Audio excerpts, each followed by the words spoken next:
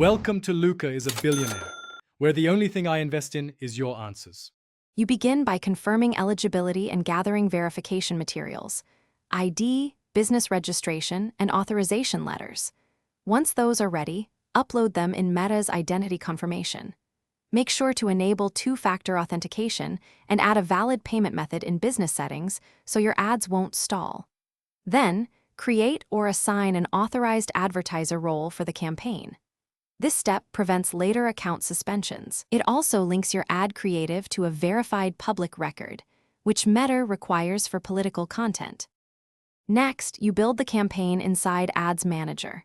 Select a political appropriate objective, then create an ad set with detailed targeting, location, age, interests, and custom audiences.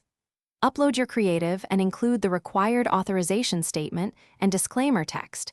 Meta enforces specific language and placement.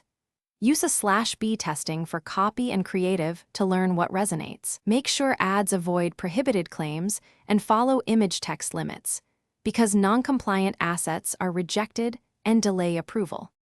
Finally, submit the ad for authorization and add the required paid for by disclosure, then wait for Meta's review.